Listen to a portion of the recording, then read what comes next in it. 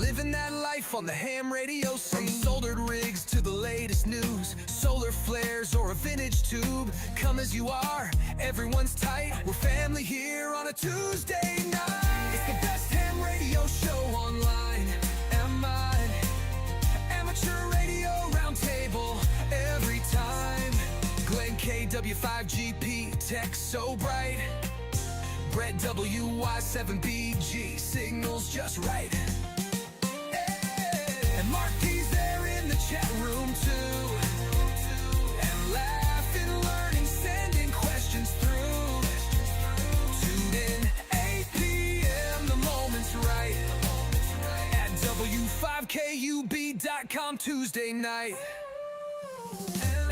Old friends, new voices, call sign, shine.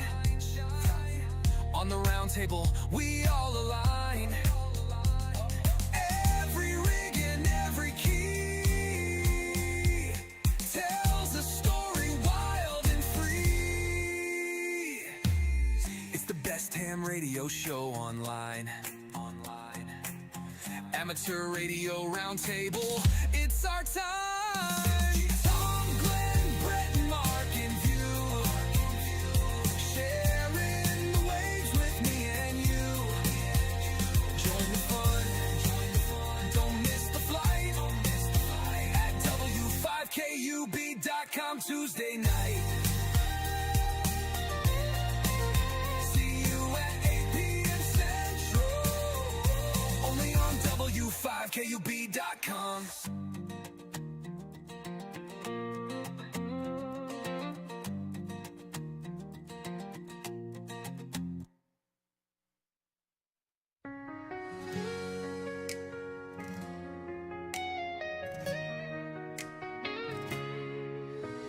Tuesday's here, it's that time again. MF, fire up the rig, call your friends.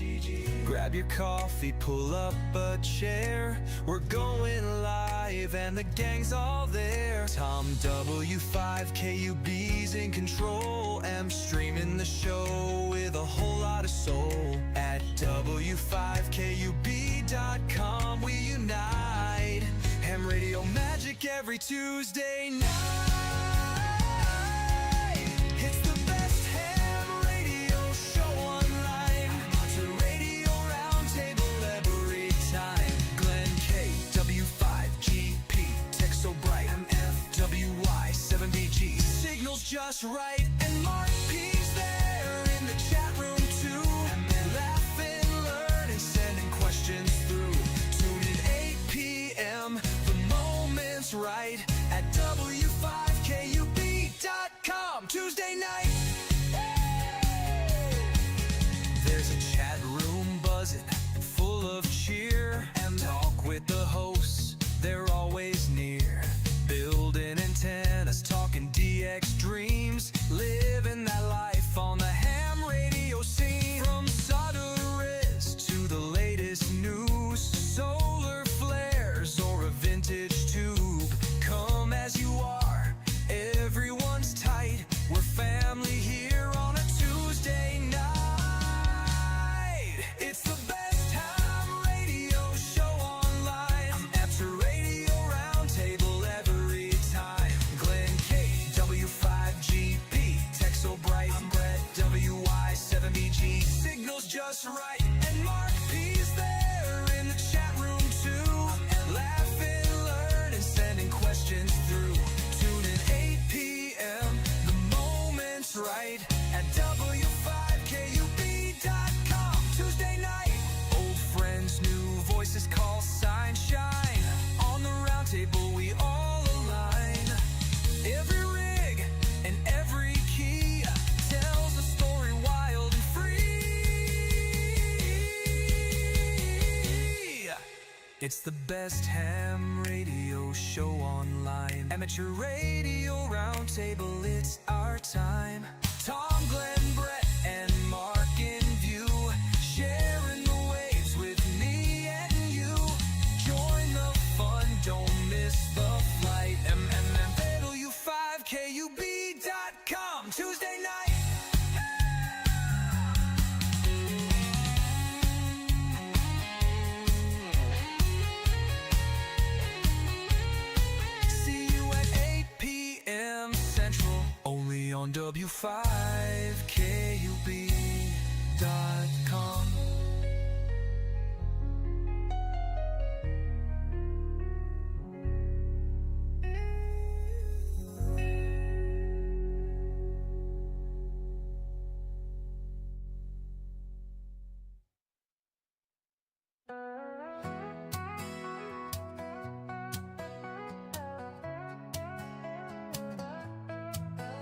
Got the dial set, coffee in my hand, MC. Signals in the air from across the land. A shack, a screen, and a vibe so right. We're going live again this Tuesday night. It's not just static, it's a call sign wave, where legends hang and the airwaves blaze. Hit the stream, yeah, don't be late. The round table's rolling, it's gonna be great. It's the best ham radio show online. Amateur radio roundtable every time. Tom W5KUB keeps the stream alive. With hams worldwide, we're feeling the vibe. With Glenn KW5GP breaking it down.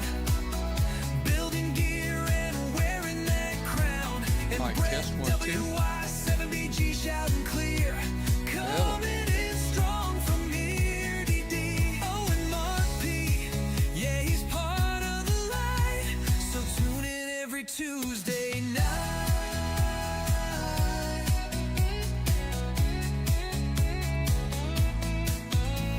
It's more than mics and modulation. It's heart and soul in every station. From kits and code to satellites, we learn, we laugh, we share the nights. So grab your rig, grab your crew, and it's always something cool and new. No matter the band, no matter the zone, you'll feel at home when you click that tone. It's the best ham radio show online. Amateur radio roundtable every time. Tom W5KUB keeps the stream alive. With hams worldwide, we're feeling the vibe. With Glenn KW5GP breaking it down. Building gear and wearing that crown. And Brett W5KUB shouting clear. Coming in strong from in every ear. Oh, and Mark P, yeah, he's part of the light. So tune in every Tuesday night.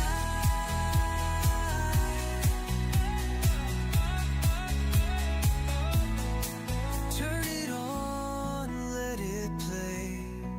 From the heart of the hobby, night or day. Voices rising in the air. We're connected everywhere. It's the best ham radio show online. Amateur radio roundtable real time. From Tom, Glenn, Brett to Mark P, they're the crew you want on your screen to see. So hit that stream and lock it tight. W5KUB.com Tuesday night.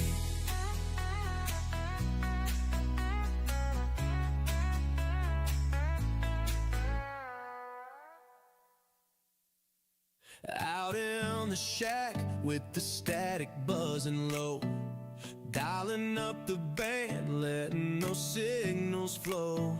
From 80 down to 10, there's chatter in the air. Calling CQ and buddies everywhere.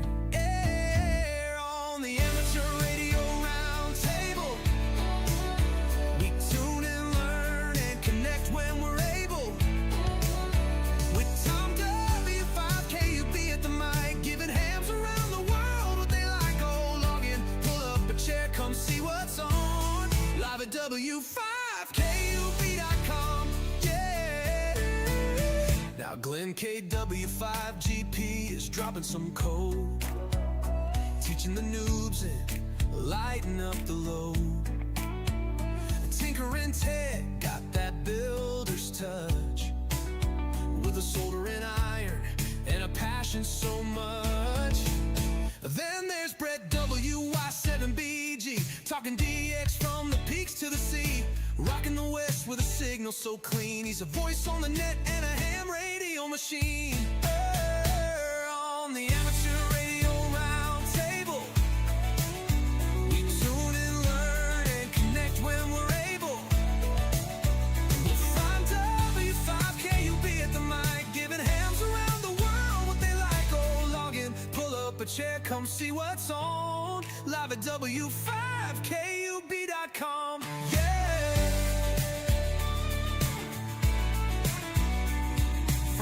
field day nights to Dayton scenes. We're sharing gear and wild ham dreams. Antennas high and hearts wide open, keeping the spirit of radio spoken. On the amateur radio round table, where the signals are strong and the people are stable. With Tom, Glenn, and Brett, we roam across the globe, yet we're right at home. So if you hear us calling, don't leave us alone. Check in at W5KUB.com. Yeah, we're hams and proud, the old and the young. CQ forever, and long may it run, may it run.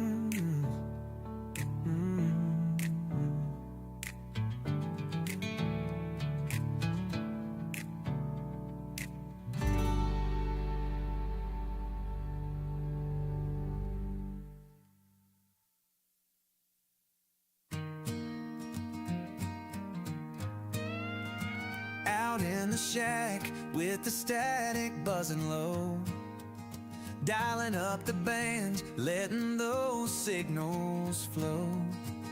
From 80 down to 10, there's chatter in the air, calling CQ and buddies everywhere.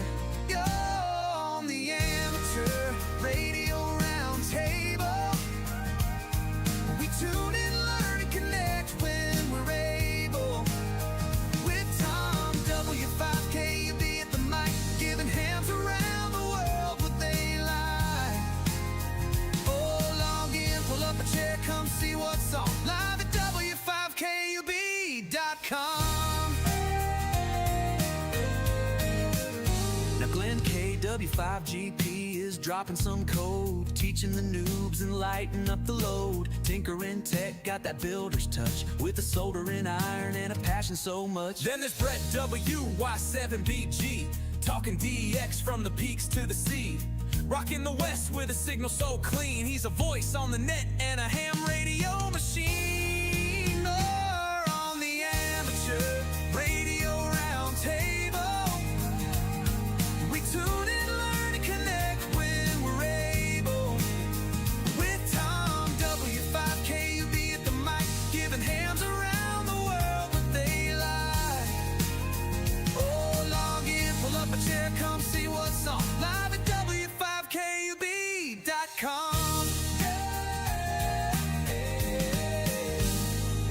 From field day nights to Dayton scenes, we're sharing gear and wild ham dreams. Antennas high and hearts wide open, keeping the spirit of radio spoken.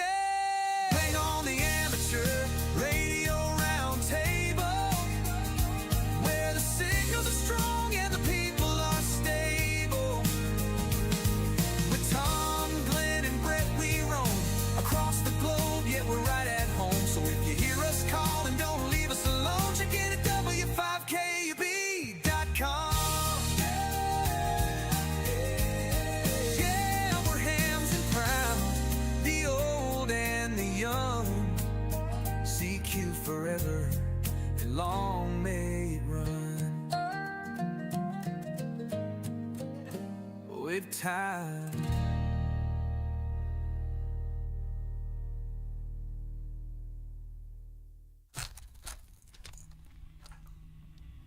Oh, log in, pull up a chair, come see what's on. Live at W5KUB.com. Yeah, we're hams and proud, the old and the young. CQ forever, and long may it run.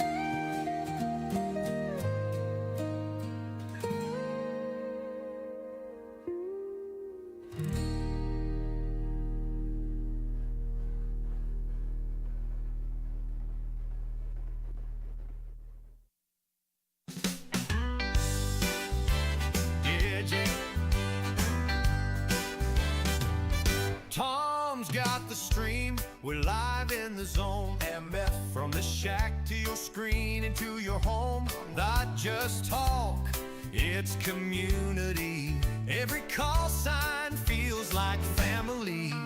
When KW5GP's got the brains, MF soldering dreams, WY7BG's in the mix, with a voice so smooth and a signal that sticks. Yeah, we're on the amateur radio roundtable. Every Tuesday night, it's more than cable with Tom. W5KUB holding it strong. And we're jamming live on W5KUB.com.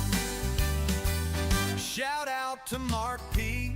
Yeah, you know, got the spark and the smile and that radio glow. Oh, ham radio feels so right. We're on the round to bowl tonight.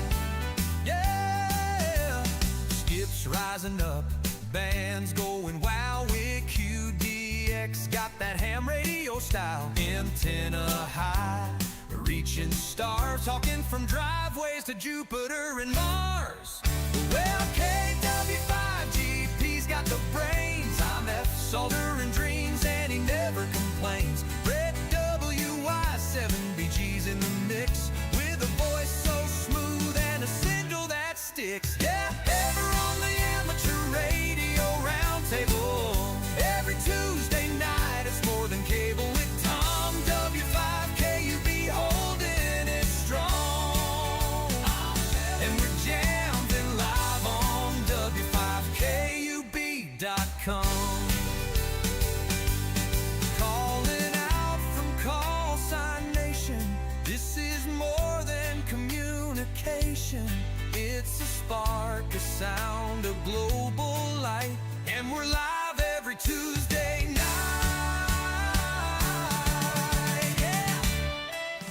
Ever on the amateur radio roundtable. The vibe is strong and the fun is stable. Tom, Glenn, Brett, and Mark in view, bringing all the ham, something brand new. Catch it live at W5KUB.com, where the radio sings and the world hums along. Yeah, we're feeling that radio high, on the round to bowl tonight. Yeah, Jake.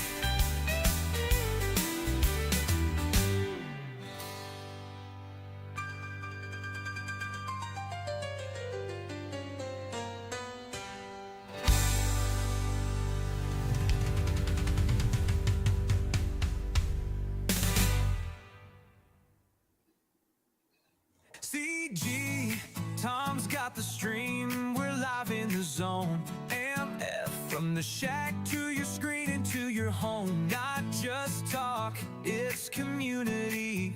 Every Cupcakes. call sign feels like family. Glenn K, W5GP's got the brains. MF, soldering dreams and he never complains. Brett WY7BG's in the mix, and with a voice so smooth and a signal that sticks. Air on the amateur radio roundtable. Every Tuesday night, it's more than cable with Tom. W5KUB holding it strong, and we're jamming live on W5KUB.com. Shout out to Mark P. Yeah, you know, got the spark and the smile and that radio glow. Oh, ham radio feels so right. We're on the roundtable tonight.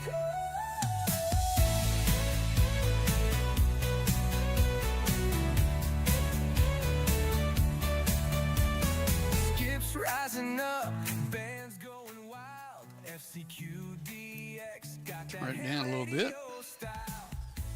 All right, man. How you doing tonight? Oh, pretty good. Getting ready for Hamvention, climbing on a lot of roofs. Weather's been gorgeous this week.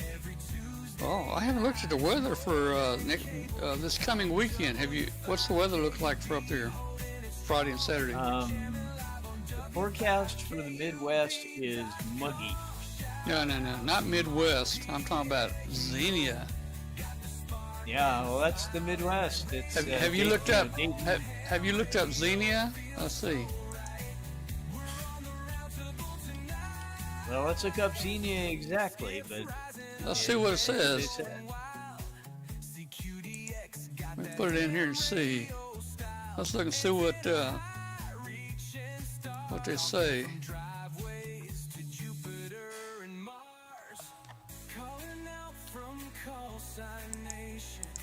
Why can I not type it?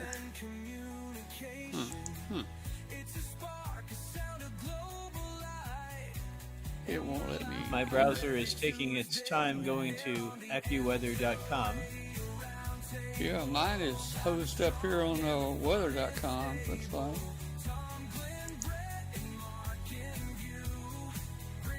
What do we have? Okay, here it is. Here we go. Today's weather: rain, heavy at times. Oh, wait. I want Friday and Saturday and Sunday. Yep, I'll get those up right Okay. here on the screen. Of course, it always seems to rain in Dayton when Yeah, it does. convention's going on. I don't know what's Okay. going on here. Okay, I'm getting a forecast in. Beep. There we are. Okay. All right. Thursday, humid and warmer. It says winds of clouds and sun. There is a risk for severe thunderstorms at night. Okay. Friday, partially sunny, very warm and humid. Saturday, partially sunny and warm, breezy in the afternoon. Okay. Sunday, mostly sunny and nice. No participation. No participation.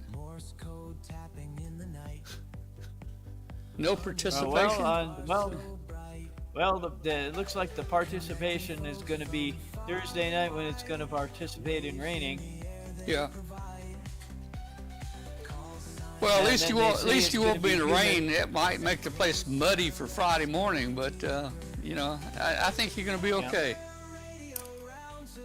Well, let's hope. Let's hope because although one thing about Hamvention, and you may want to say this when the show gets started, it's the best. It's one of the two best times of year to buy new equipment. The flea market's fantastic, but everyone has sales for Hamvention and then for Black Friday. Those are the two times of year when you get discounts on things. Yeah. Well, I typically, over the last 40 straight years I went up there, I typically didn't spend more than, I probably spent less than $1 at Hamvention each year. Mm-hmm. So, are you going to try to buy you something new? Well, I'm taking inventory, deciding what I need. So I may. There's some very tempting sales on Yaesu radios in particular, and I have to decide whether I want one of them. Yeah. The FTD X10 is approaching just $1,000 now.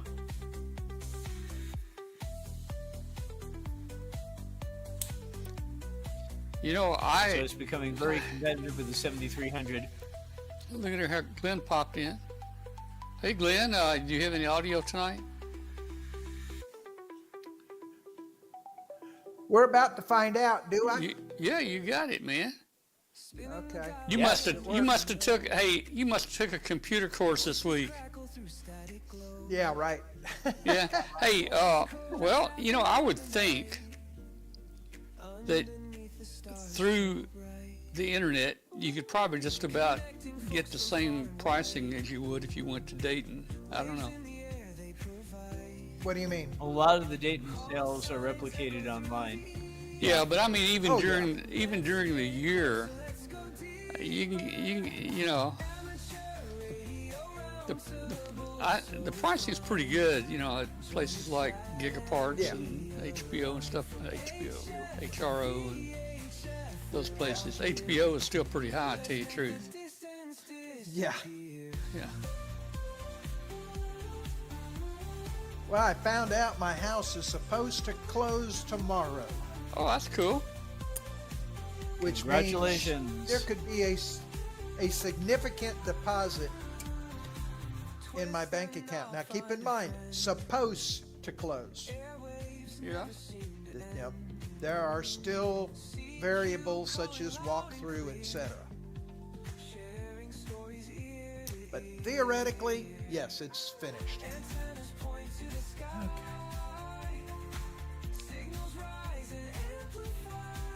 Alright. Let me run down the hall real quick before we start, because I just got in from the ham I'm club. trying to get a couple pictures loaded here. I'm having trouble. I will be back in a second. Okay.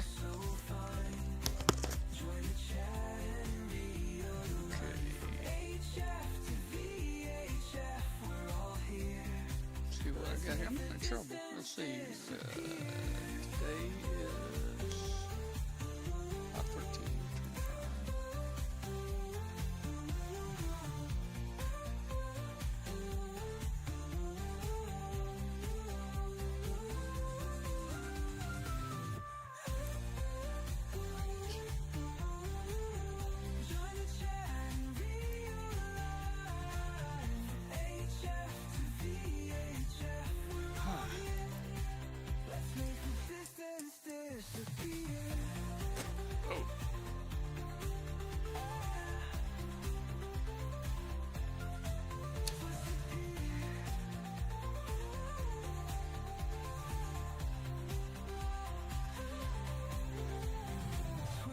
I got a map of Hamvention I'm trying to load here. Here we go.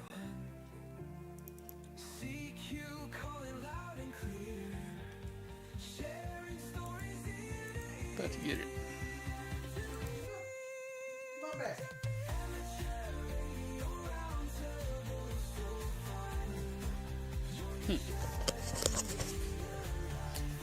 All right, here I am.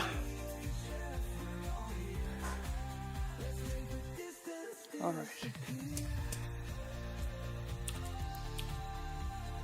All right. Well, it's almost time to start.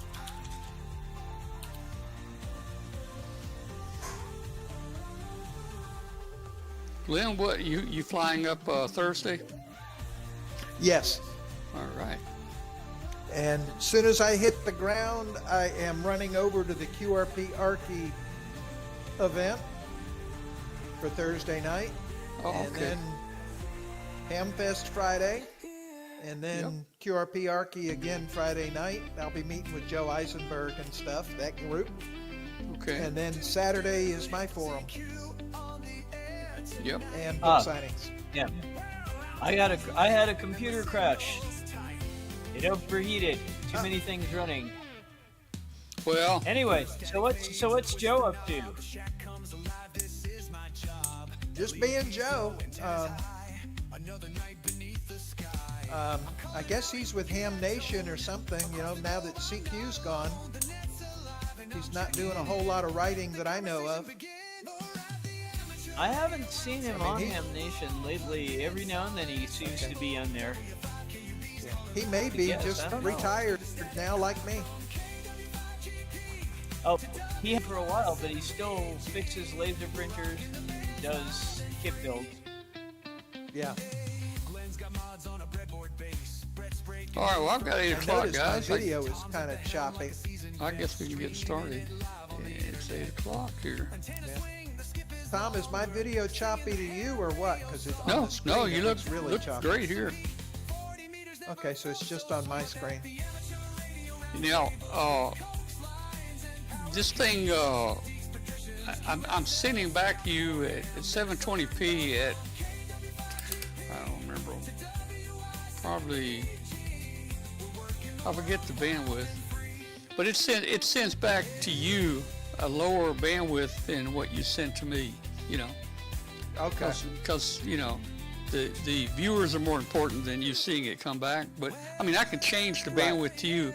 I can go into the setup here and change your bandwidth to anything. But as long as it's working here, we're okay. As long as you're good with it, I'm good with Yeah, it. you look great here, man. 'Cause like I say, That it new looks computer and that computer class has paid off, man. Just hang in there and keep on doing what you're same doing. old computer. Oh, is it? Same as the old one. Oh boy. Okay. All right, we'll get started. Going to get started here.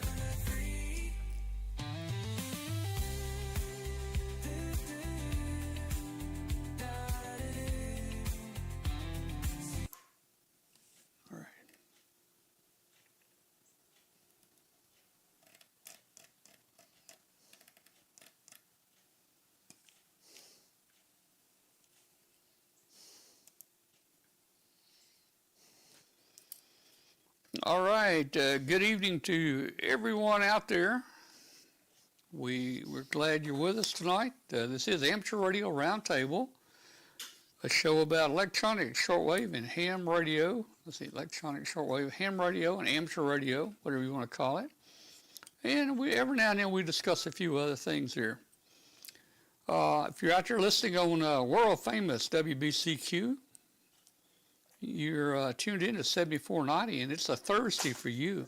If you want to join the show live, our show is live on Tuesday nights at 9 p.m. Eastern Time on W5KUB.com, or on X, or on YouTube, or on our Facebook group. So we're on a lot of places, so please join us when and where you can. Also, if you will, hit that subscribe button and the notify button, and hey, hit the like button. If you ever like the show, hit that like button. It really helps us out a whole lot there too, to get the word out to everyone that's kind of surfing around on YouTube, looking for shows kind of like what we've got, electronics and ham radio and so forth. Join our Facebook group. Our Facebook group has over 14,000 members in it. And that Facebook group is called W5KUB. Just do a search in Facebook for W5KUB and you'll be there. We'd love to hear from you out there. Anybody out there listening, watching tonight, send us an email. We'd like to hear from you. Send us an email to tom@w5kub.com. tom@w5kub.com. Spending some time recently with Tom. And I heard something. Who was that? Was that you, Brett? Had to have been Brett. Might have been my machine. It's been acting weird, and Was it crashed just now. Was it talking? I heard something in the background. I think it might. I think that came through. I think that came through from that's my fine. I just machine want to make there. sure it wasn't me on my end, because I've got 4 different social media streams up, and if I don't have the speaker muted, we get feedback, a 30-second delay feedback. So I just want to make sure it wasn't me. Okay, you're okay there.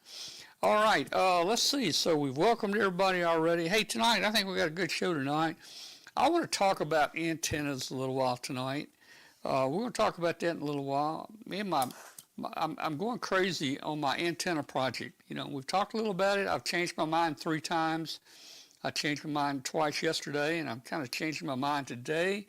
Now, I want to talk about just some different options here and what I think I might do and how it's going to be fun in doing it. So we're going to talk about my multi-band vertical antenna tonight. We're also going to talk about Hamvention. Guys, we're going to have a live stream up Friday and Saturday, just about all day.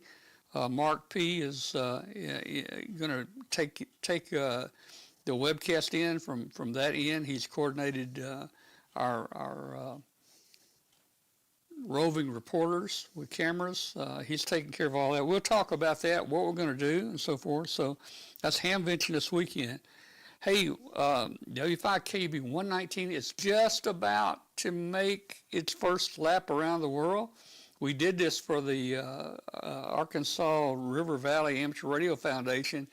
The first balloon we set up for them, it only made it to Kazakhstan. It crashed, and we launched another one for them. We want to get them around the world. We're just a little over 2,000 miles out now from the finish line. And, hey, we hit the jet stream. We're doing about 101 miles an hour, last I looked. So we're going to talk a little about that and where it is and the big celebration we'll have there.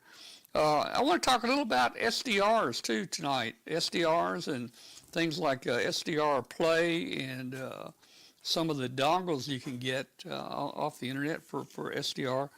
And we're going to have John Hutton on here probably in the next few weeks from England. And, of course, John is the man from SDR Play. So that'll be a good deal there.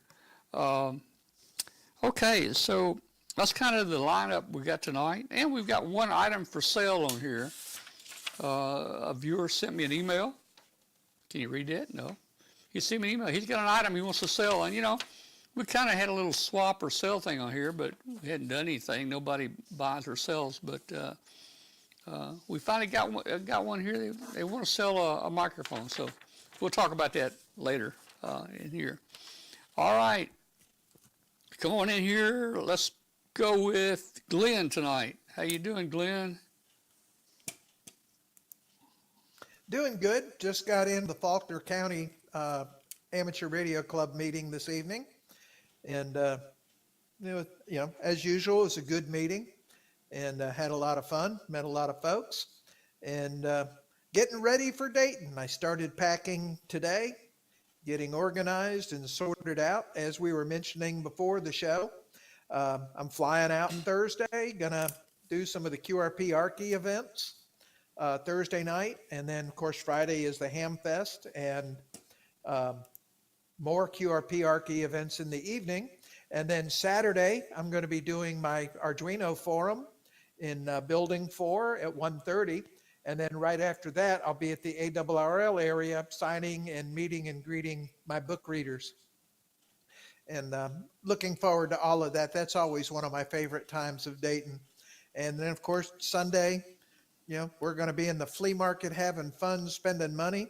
As I mentioned earlier, this is going to be a unique situation in that theoretically, if all goes well, my house is closing tomorrow, and I will be having that money wired into my account while I am at Dayton. Yeah, you can't spend it all there because you already got to pay a little on the tower. The tower comes first. You already bought it. Actually, the tower may have fallen through because the mounting pole's $5,000. The what? The mounting pole for the tilt over is $5,000. No, there's a tower that somebody wants to sell me. It's an Illuma tower, and they want to sell me, but the mounting pole does not come with it. And I got a quote today that the mounting pole alone is $59.95. Now, did they have a mounting pole with the one you were going to buy? It's embedded in concrete. Well, that shouldn't be a problem. Well, you want to go over and get it? It's right there in Memphis. Yank it right out. I mean, heck. You yank it out and I'll come get it, but that did not include the 250 pounds worth of shipping from Memphis to here, or from their location in Texas to here. I would think I would think you could build. Have you a mounting bracket built for less than $6,000? Well, and this is the thing though, when you look at the full price of the tower, I can get some Roan 25 sections for cheap and build my own, as you're suggesting. But basically I'm thinking that this tower has priced itself out of the range just for the mounting pole. Man. So something's going to have to happen. So I'm going to Dayton with a lot of money and don't have to worry about the antenna at this point.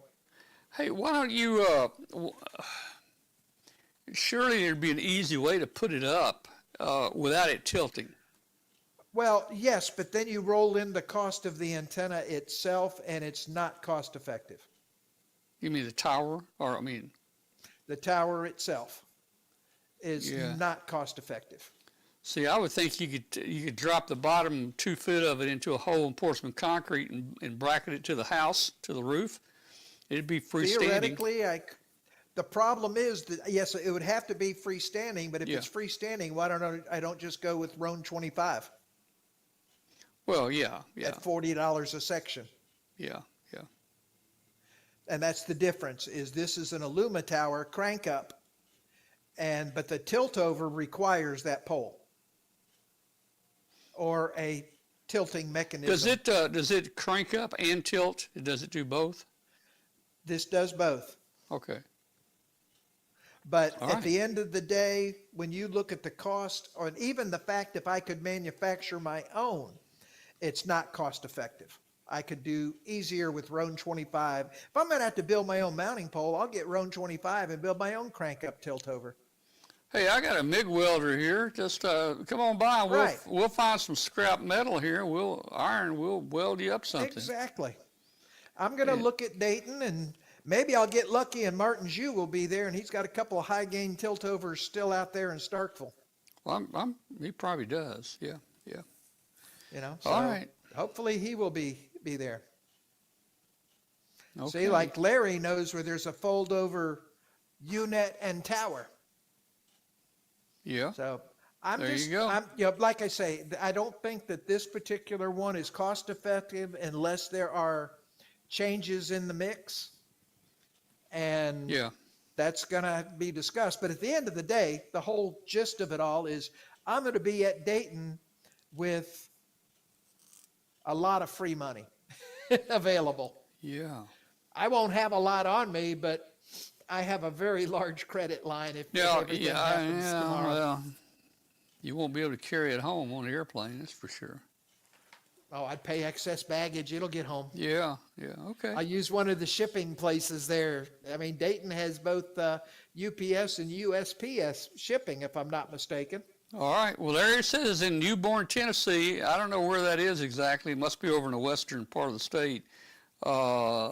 Larry, how much they want for that tower, you think, Larry? Tell us what they want. We may just, Glenn and I just may go over there and get it. Yeah, we may just make a run. They may, hey, my tower that I had for many years, I got it for free. You know? Right. The guy that So- got my old tower in Memphis got Yeah. it for free for just taking it down. Yeah. Well, But it tell was him, not a tell him, crank-up tell him you tilt-over. changed your mind. You want it back now No, after it's taken down. He took it down for me. He earned it. Yeah. Yeah. Okay. Very good. So that's my stance. Very good. But I'm at waiting- the end I'm of the waiting- day, I am probably going to be in the market for some form of crank up, push up, whatever tower scenario. Yeah. Okay. Larry doesn't know the 'Cause I price.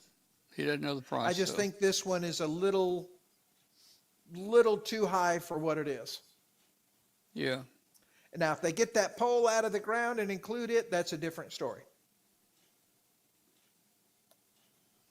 So, Yeah. anyway, but that's, where's the best place to look for towers aside from the used market? Dayton. Yeah. So where am I going to be on Thursday? Dayton.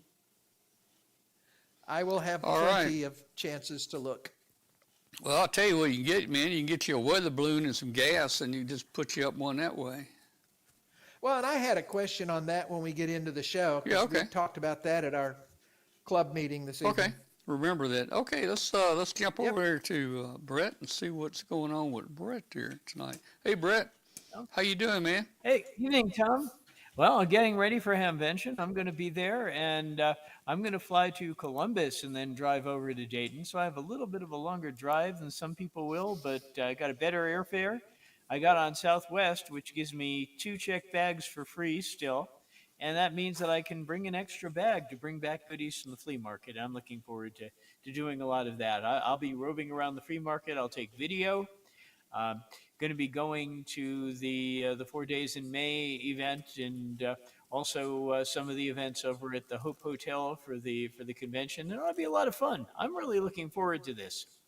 In the meantime, I've been trying to take care of loose ends before I go. I climbed my Roan 25 today, and just went and put up antennas, got everything stable there. So that's been going pretty well. Here's a picture of me on that. And I don't use a tilt-over tower. I put on a DBI Sala climbing harness and actually just climb the tower like a ladder. So, it's good exercise. And, well, again, I'm expecting to have a lot of fun. I'll report back from the show, possibly live, definitely recorded. All right. Just looking at your picture there. Is that a recent picture? That is a pretty recent picture, and you can see I've got the lanyards there. No Yeah, way I'm yeah. going to fall off that tower. I've got 3 carabiners holding me to the tower. It would have to fall before I fell. Well, for some reason, I've lost your other picture like this. I can't. Whoop. Let me back it up. Yeah, I've lost your other. Let's see. Maybe it's in here. There it is, right there. There you go. There you go, climbing right there, man. Yeah. Yeah. That looks That's like a little less safe way to do it. That Yeah. looks like the same tower you're on right there, man. I mean, Well, sort of. But anyway, it's things are going well. Otherwise, I'm continuing with my recapping project that I was talking about in previous weeks, and also seeing if I can build a circuit. I'm looking to build with a little transmitter. Maybe I'll compete in that QRP transmitter contest where the goal is to assemble a transmitter where the only active device in it is a TTL chip. Yeah. That's I've been that's looking going to real- be fun. Yeah, I'm looking real closely at what I can do that's going to run. It might heat up, but I want it to run. It needs to run for a minute without blowing out, and it needs to produce some real, some fine-tuned RF power. So I'm looking to see what I can do with the output transistors on this chip.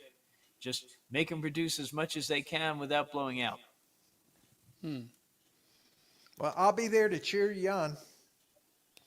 All right. Yep. The final build's tomorrow, and so we'll see if I can get it together. Okay. Well, keep us posted. Hey, get video. Glenn, are you going to be at that contest? I will physically be there. I have nothing entered, but yes, I will be there. Well, at least take some pictures if you can here of Oh gosh, yes. when he does his smoke test there. Oh gosh, yes. Yeah. Now, got to have smoke pictures. Yeah, that's true. Oh yeah. But I've got wire round. I just got my order of wire wound resistors in to serve as the load resistors and for the power supply section. And it's not a complicated design. If you'd like, I can after I perfect it, I can actually show you the circuit diagram.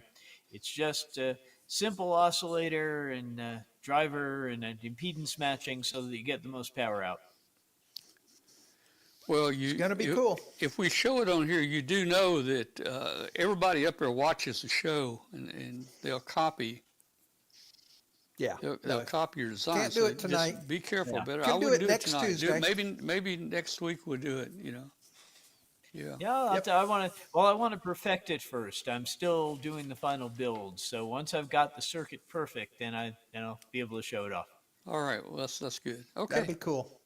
All right. Let's see. Well, hey, Glenn, let's jump over back to you and on the agenda here. What were y'all talking about tonight? Balloons, antennas. Talk to us. Well, one of the discussions that came up was in a emergency communication scenario about using a weather balloon to lift a transmitter and have it tethered. Yeah. And what are the guidelines and restrictions weight-wise and everything else regarding a tethered helium-filled balloon? They're talking about potentially using fiber as the tether, and therefore you would modulate the audio for a transmitter over fiber and modulate it and demodulate it at either end of the fiber. And of course, cat control across that and everything like that. Wow. So basically dropping a sideband or an FM transceiver off a balloon and accessing it from the ground via the tether. Yeah, And what are it's been a long time. Weight restrictions. Yeah. It's been a long time since I looked at the regulations about, the big balloons and the tethered balloons. Right. I don't think Does that they would have 10-pound any restriction problem apply to it? because they're not going to be able to get it very high. They're not going to be able to go very high with it. I mean, Well, that's the other thing is what's the height estimate? and I think there's a maximum height for tethered balloons, from the FAA in a lot of places. I'm sure it's probably under Right. 200 foot. The problem with the tethered balloon is if the wind's blowing, it might want to go to the left or to the right, or Right. you might have to put guy wires on it, or guy ropes. Yeah, and Larry is now Yeah. saying, they've done that 2-meter antenna and a long wire. Yeah. So there's that. Yeah. I'm sure there's on a big balloon like that, I'm sure there is some kind of limit, maybe 200 feet or something like that, maybe Yeah. like the. That would be good to know. So Yeah, for a future show, maybe you can Well, we'll try to dig look up that that up. stuff for us. We will try to look that up. I thought about at some point putting up, hey, you take a cheap Bofang, it's, $17, send one up Right. on a balloon. If you lose it, you lose it. You don't care. But you could actually put a repeater up pretty good. On a big balloon like that, you can lift some weight. You can't on our Yes. Pico balloons. But that would be cool. Or, you could put it on, what do they call it? The two-band. Crossband. Crossband. You could put it on crossband repeat. And, I've heard those things on. I mean, there's people, 500 miles away, working them, Right. Yeah. So, I mean, that's just something that came up regarding emergency communications and the balloons, which I Yeah. thought was a cool concept. Yeah. Yeah. That would be kind of cool there. Okay. All right. Well, you must have some really technical gurus there if they're going to send everything we up do. They that actually- fiber optics up to it. Yeah. I mean, it's a sharp club. Yeah. That was just the dinner discussion. They have a tech night every Wednesday night that I have yet to be able to attend, but apparently they do tech nights for the club as well every Wednesday night, and they So- do technical things, builds, kits, and stuff. How far are you from Maumelle? You're north of Maumelle, Oh. I guess. Probably 15, 20 miles maybe. I was going to say I don't know if I'll look it Walter, up. you met Walter, my pilot friend. You met him at Huntsville. Yes. He lives in Maumelle, and I didn't know if he might attend that meeting Can't or be not. far at all. I'm Googling it now. Yeah, it's probably 15 miles. Okay. All right. Well, That very would good. be We'll try to my look guess. at that. We'll try to look that up here. Well, look. Let's just let's sell this mic here for Tippy. All right. Harry Brown sent me an email, guys, and he says, now listen to this, guys. If you need a microphone for an Elecraft, for sale, an Elecraft MH4 hand microphone. Works with the K4, the K3S, and the K3. It's still in the wrapper. I never took it out of the wrapper. It's brand new. Since it's brand new and never been taken out of the wrapper, I'm asking $98, including shipping. I just wanted what I paid for it. He said he's not in this to make any money. So he said if he had have used it, he would have lowered the price, but he's never used it. So anyway, if you're interested in an Elecraft MH4 mic for $98, that sounds like the price he paid for it. I'm not sure it's a great price, but anyway, they may have gone up since then. You can call him. This is AC8S. So if you're interested, I can give you a phone number later over email or something. Or you can probably look up Alpha Charlie 8 Sierra, and you can probably get his email address if you're interested in that. All right, so let's talk. Yeah, Maumelle is 16 miles south of me. Okay, south. That's right. It'd be south. Yeah. Due south, yeah. It's probably I'm about gonna- halfway between you and Little Rock, I guess, or North Little Rock. It's on the other side of Little Rock, roughly. Yeah. You got something? Go ahead, Britt. Yes. While we were talking, I looked up the rules for what they call moored balloons that are tethered to the ground. You might be interested. Except that provided by some special rules, no person may operate a moored balloon or a kite less than 500 feet from the base of any cloud, which I find interesting. It depends on the clouds. More than 500 feet above the surface of the earth, so there's your maximum height. From an area where the ground visibility is less than 3 miles, or within 5 miles of the boundary of any airport. So if you want to send an antenna up, if you want to send an antenna Yeah, I'm up on a looking at it. balloon It or also kite, says it can't be within 3 miles of a Krispy Kreme donut shop. maybe. Yeah. I heard about that one. Okay. All right. Well, very good. There you go. Well, Those are the rules. They're in the Title 14 of the Code of Federal Regulations. yeah. Well, a 500 foot VHF repeater. It would work good. I mean, you know, Oh yeah. it would cover whatever probably a repeater would normally cover in your region anyway. You know, probably at 500 foot. So, okay, there you go. There's your answer. I bet you just Googled it, Thank right? you. You just Googled it, Actually, probably. I use DuckDuckGo, but Oh, yeah, after okay. a couple of keywords, it popped right out. Yeah, okay. Very good. All right, I want to talk about my antenna project. Man, you know, I've got a bunch of antennas out there. I like my antennas resonant. I mean, I do have one antenna out there. I have a 1500 watt remote tuner at the antenna farm, and it's on a 40 meter extended double zip. Basically, it's just a doublet that's it's about 172 feet long, pretty long. So, but you know, I mean, I could tune it to any band basically. Then I've got some fan dipoles up, 80, 40, 20. I've got a off-center fed up, you know, 80 through 6. I played around with a half-wave in-fed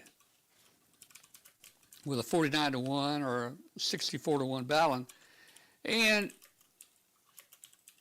I think I'll never, since I want to be able to run high power on all bands, I don't think I will ever get all the harmonic bands down with a very low SWR. Some are going to be higher. I was hoping I could do that. So I thought, you know, an in-fed half wavelength, that would be good. So I've got an in-fed half wave up out there with a 49 to 1 on it, but I'm not using it. I can get the SWR down pretty good on 40. It's 60 something feet long. All right, so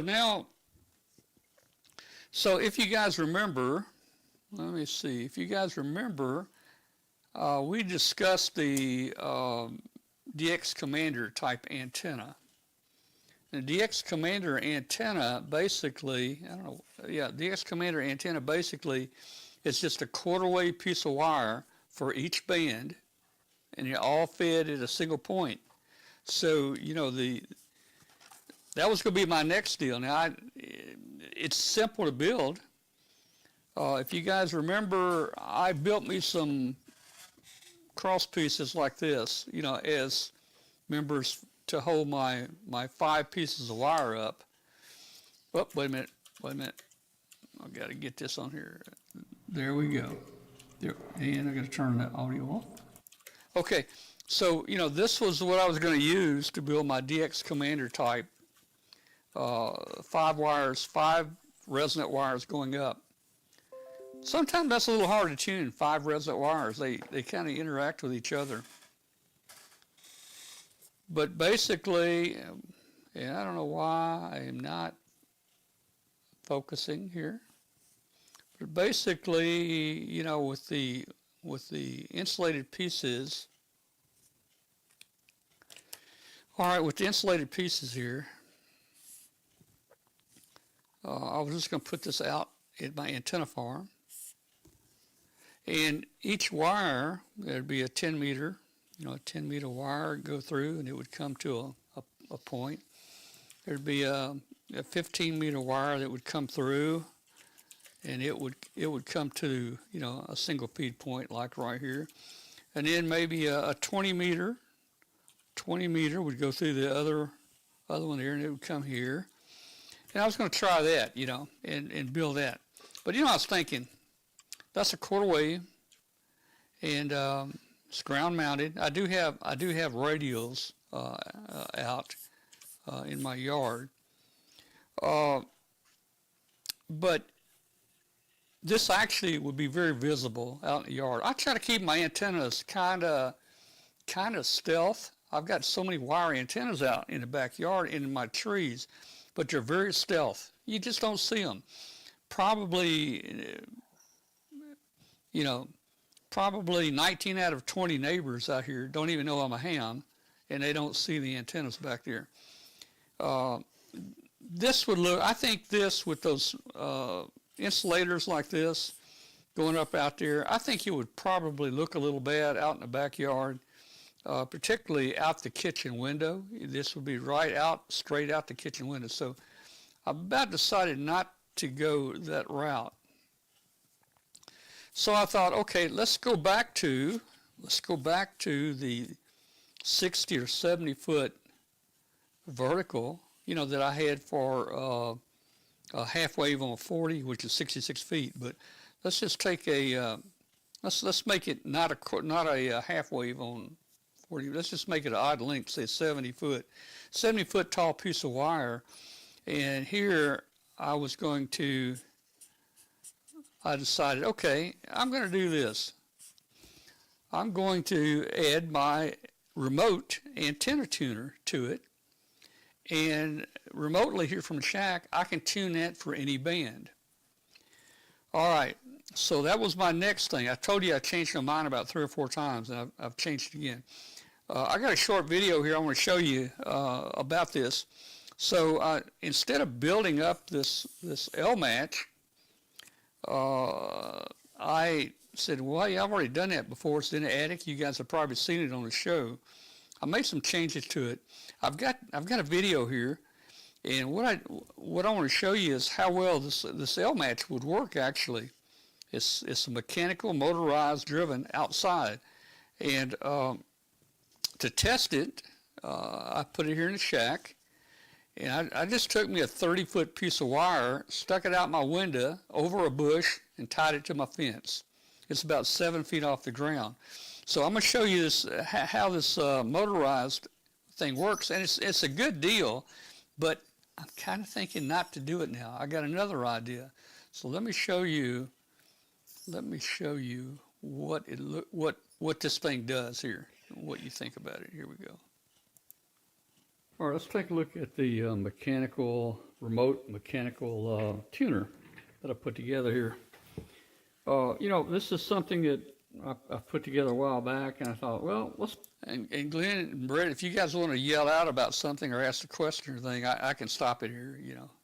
Pull it out and check it out again. I made a few adjustments. I've added some resistors here to slow the motor down. I put me a new power pack on.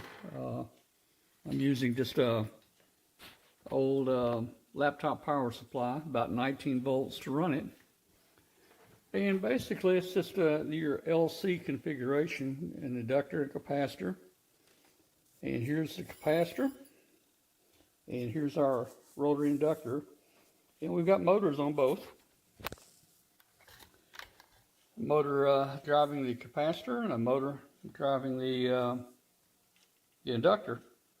This is just a little simple control head I built a while back. Just basically all is in it is 2 switches, double pole, double throw switch for the capacitor and one for the inductor. And let's see if I can lay it right here.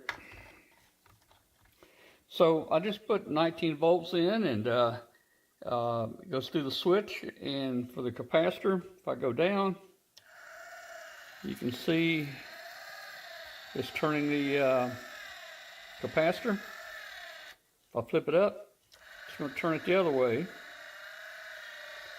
And same for the inductor. So minimum is going to be down. And I can go more inductance just by pushing the switch up. And all we're doing is just reversing the 19 volts plus and minus, reversing it to minus plus on each motor, and that makes it run different ways. So let's. What happens when the inductor hits the limit? Let's look at a couple more. It's got a stop on it, and it's got micro switches for a stop, and each micro switch has a diode across it. So when you reverse the polarity, it conducts through the diode, and it will run the other way. Aha. Things here. So The unit's going to be put in a weatherproof box out at my antenna farm. That's about 130 feet from the shack. My coaxes are in conduit running underground out there. So just to test the concept, what I've done is, I've taken some clip leads here, and I've grounded. I just hooked me a ground up to ground. And here I've got I ran me a wire out the window here in the shack. It's about 30 feet long. It's probably about 7 feet off the ground. Runs over a little tree limb out here, and then it goes over to my fence. So this is going to be the antenna, about 30 feet. So let's test it here and see what we can get it to run. I'm going to try to let you see the SWR as we control it. This may be a little difficult, but we'll get there. All right, so let's turn the analyzer on.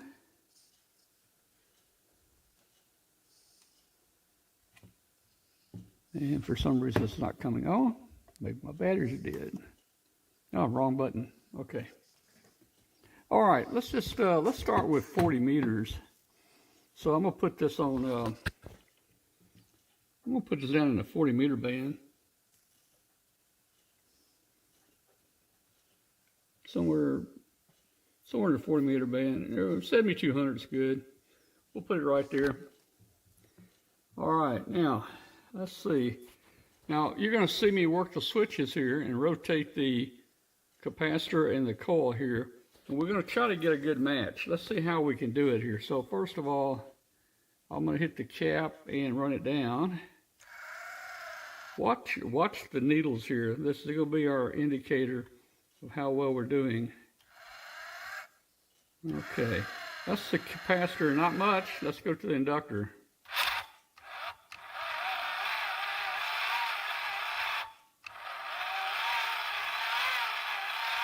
Let's try the cap again. Oh, still nothing. Let's go back to the inductor. Ah. So for some reason we're not working. Ah, I think I know what's wrong. I think I have a bad cable here. I think. Let me change the cable out. Okay, we got the cable changed out here. We had a bad cable. Okay, so let's see if we can get a match in here. Watch the SWR meter here as I rotate the coil and the capacitor. Here we go. We're going to play with the the cap first. You can see as the cap moves through the range, it definitely is changing the SWR. Let's go low right there now. Let's do some inductance here, and let's see if we can get it lower. Watch the needle. Okay, that's the one.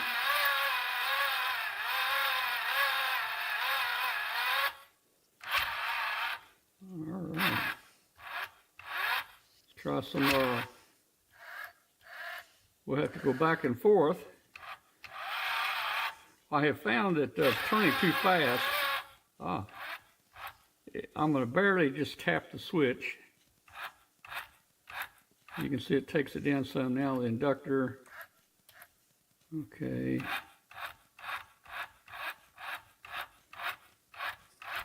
I was turning the inductor way too fast. Even if I just did a quick touch, it would go too far. So that was causing some problems hitting the sweet spot. Just tapping it a little bit. Give it a little bit of capacitance. A little bit more inductance, a little bit more capacitance. Oh, went too far. So I've noticed that I need to reduce the speed on my motors again. It's a little fast. So by the time I hit the switch, I've passed the point I need to be. So if I get that a little lower, I'm at 1.5 right now.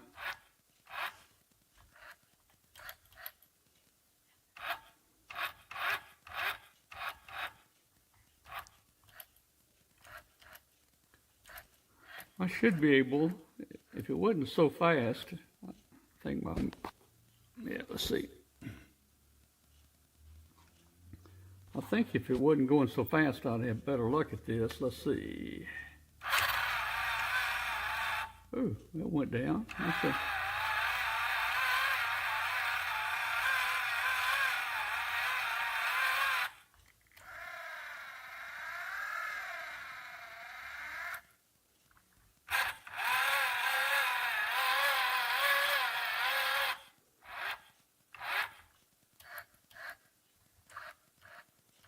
Takes a little playing with.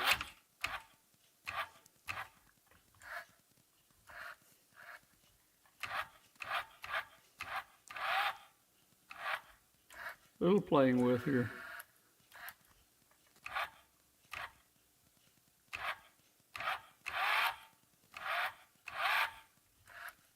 I'm surprised I'm having so much trouble.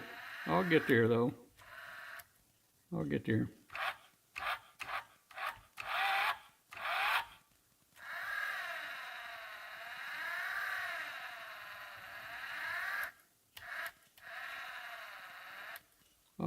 Okay. Start over. We're going to start over.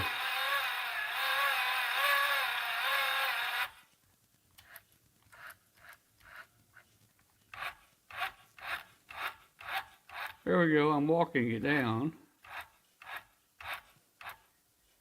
Now we'll hit a little capacitance.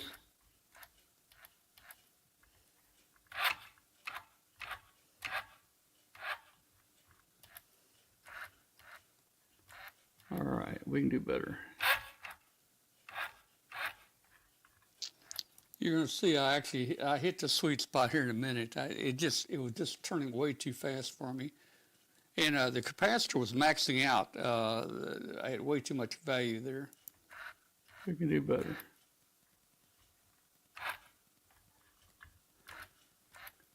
So see what my problem is. It's just turning too fast on me. I can't stop where I want to.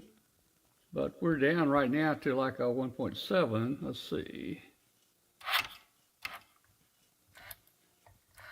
I should be able to get it on down.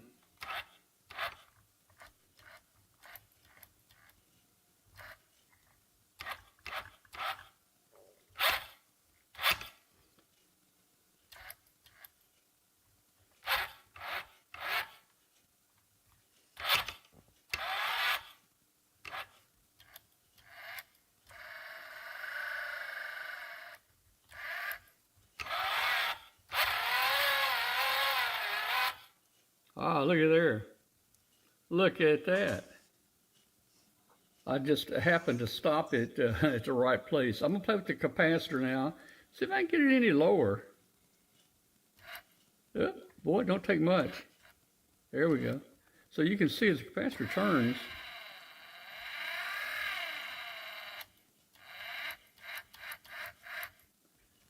Back it up a little. Look at here. That's a pretty good match right there. Actually, 50 ohms at 1 point. Let's see what it says. It says it says 1.0.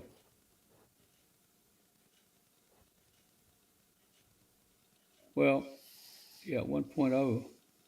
I put my hands on the capacitor and it changed. Okay, so on this little 30-foot piece of wire, we were able to get a 1.0 to 1 match with it. Let's try 20 meters and see how 20 meters does. So we're going to put this up on 20 meters. Okay, 14,160. That's pretty good right there. Let's see if we can get the SWR down. Again, I'm just going to toggle the switches back and forth here.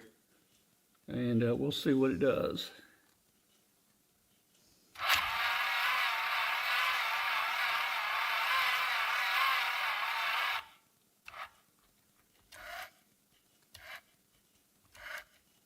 Look at there.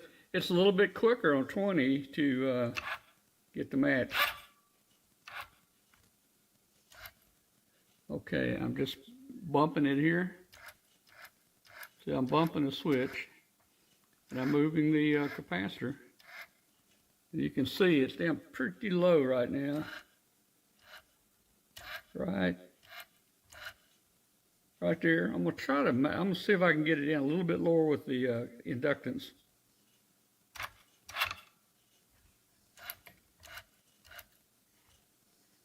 That's pretty low. That's pretty low. 50 ohms at about 1.1. No, yeah, 1.1. Okay, so hey, it tuned at 220. Let's try 18 megahertz. See if we can tune 18 megahertz. That's probably in the middle of the band right there. Let's see what happens.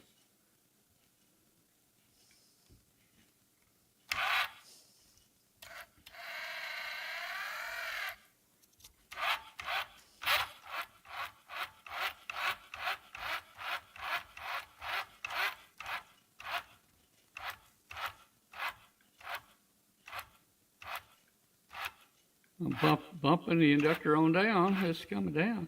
Looks like that's where the inductor needs. Let's try the capacitor now.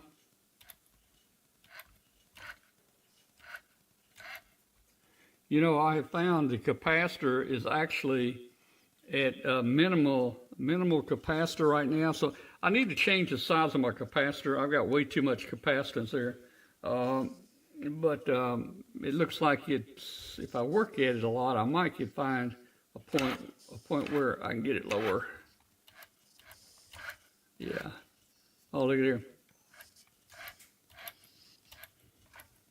Yeah. So I need to change my capacitor out, and I need to slow the speed down where I can. It is not a bad match, guys, right there. That's again 1.1 to 1. That's on 18 megs. And my capacitor is, I've hit the limit on it, so I don't know. Let's try 21. We might can get this piece of wire to tune on 21. 21. There's 21. Let's see if we can get it to tune here. I don't know if we can or not.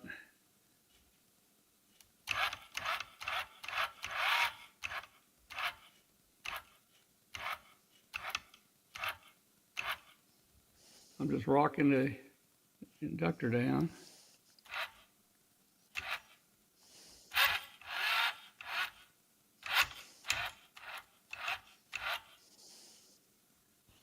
It's not bad.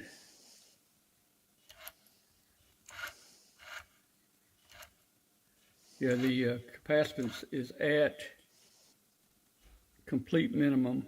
I can't go any lower than that.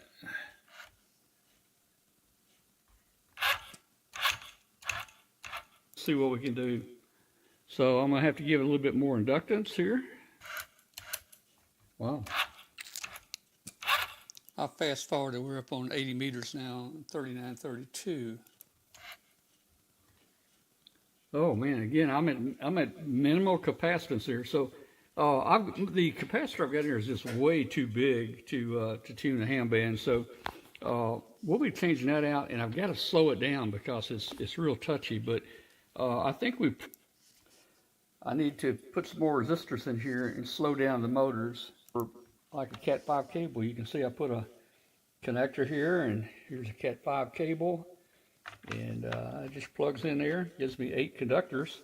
I'm only using 4, and then at the control head end, I just, I've got another RJ45 jack on here that I can plug the other end of the Cat 5 cable into. So anyway, hey, I think it's going to work. My plan will be put this in a plastic box. I'll probably put. Okay, so that was a little long, but you can see that a mechanical tuner will work, and I could put that out there and use it, and it's very good about tuning the wires. You probably saw that, boy, if I just bump that inductor, sometimes it goes too far. And so we had to have to reduce the voltage here a little bit. I've slowed it down. I didn't show you, but I did slow it down. Also, I changed out. Let me see if let's see. I've got some pictures here. I'm going to show you a picture. Show you a picture of the Let me go through it. There you go. You can see the large capacitor at the top. That's the one I took out. I replaced it with one about half the size. That tuned the bands even better, and I slowed it down quite a bit, and that made the tuning not so touchy. When I rotate that inductor, I could get very close to the spot when I would let off the thing. So that is that was going to be my next thought about my antenna. So I did away with the DX Commander type antenna, and I'm doing away with the remote control tuner here. So I'm thinking, okay, I'm going to do a trapped antenna. It'll just be one piece of wire going up, and I'm going to put traps in there for each band. Got a picture of it here, basically. I mean, it's pretty simple to make it. Let's see. I think this is going to have it right here. So, let's see. So yeah, so I think I'm going to go with the trap, with a wire, not aluminum, but just a wire. And the trap antenna is pretty simple to make. In fact, this is a 20 through 10. You need two traps to go 20 through 10. I'll probably make it 40 through 10. It'll take 3 traps, but you can see the 10-meter trap there, a certain distance from the bottom. That'd be a quarter wave. And then look, that's 10 meters. And then the 15-meter trap is only 5 inches above that. And so I'll put another trap there, and then the 15-meter trap is just not much above that one. So that gives me a chance to play with my spectrum analyzer and my tracking generator. I love building those traps and stuff and looking at them on the spectrum analyzer. You can tune them to get that dip exactly where you want it. So basically, you go out there, you get your 10-meter quarter wave working, you trim it, you get it to SWR down, you stick your trap on top of it, and then you stick your next wire on top of that for 15 meters, and you trim that down where you got low SWR on 15. And then you throw a trap on top of that, and then you put another wire on top of that for your 20 meters or 40, however high you want to go.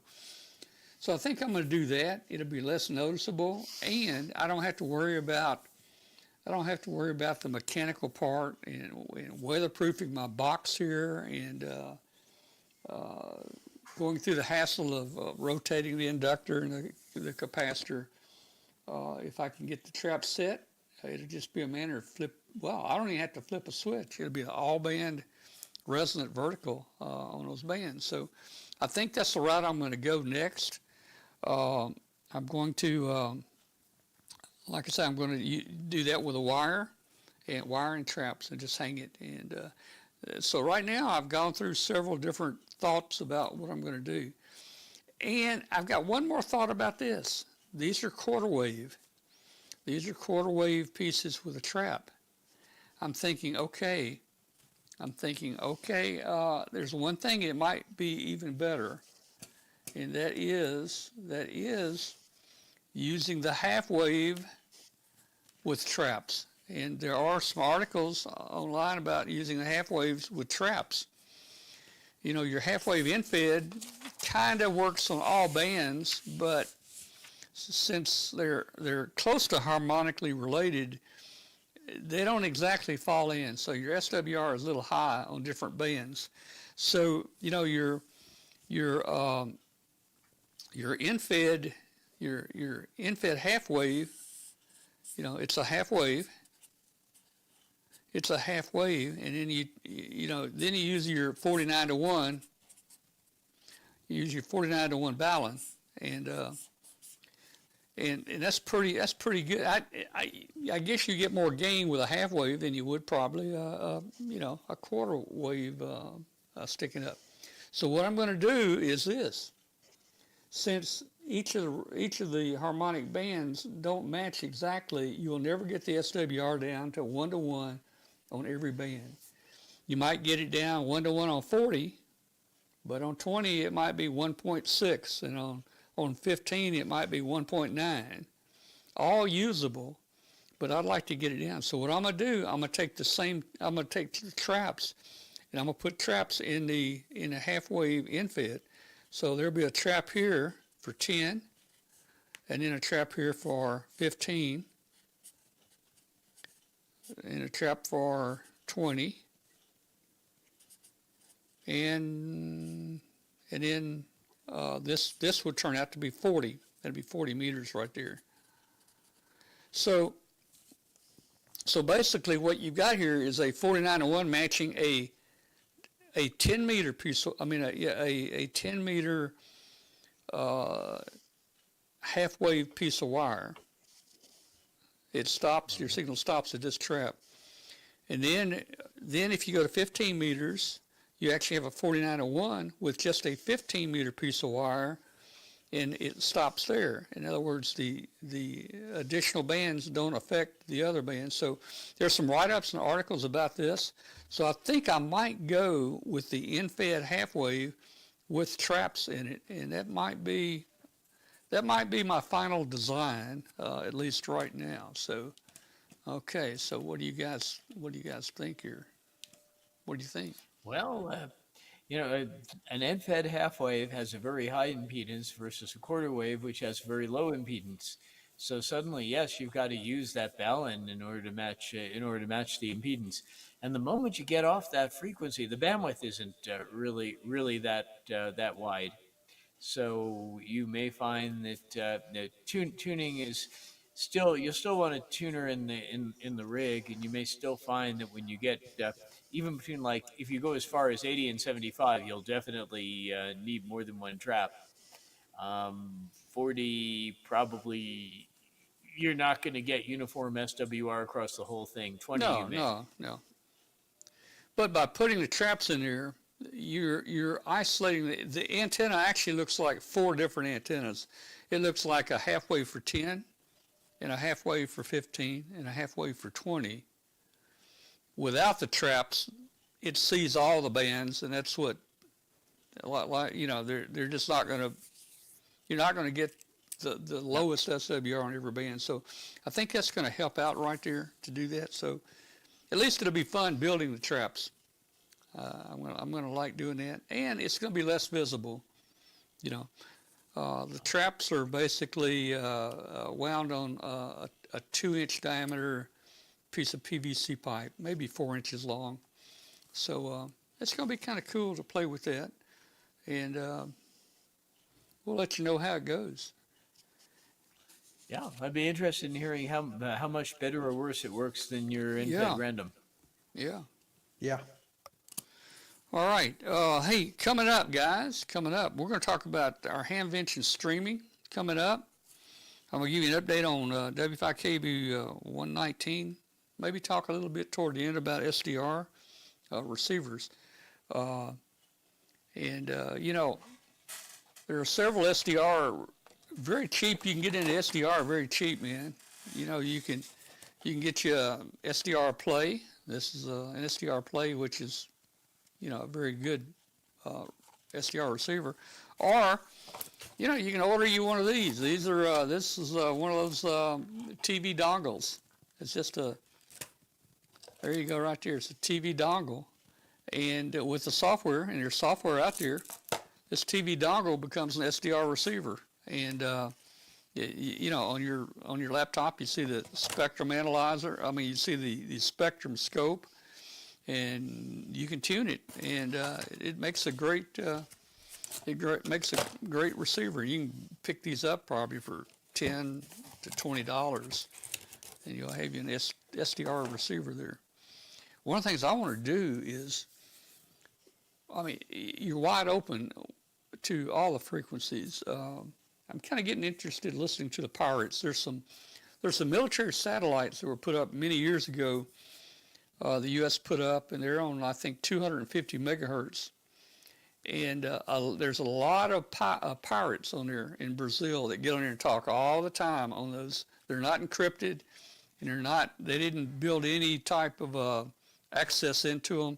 So these pirates are getting on them all the time. And I've watched some on the internet, and it's been kind of interesting to look at.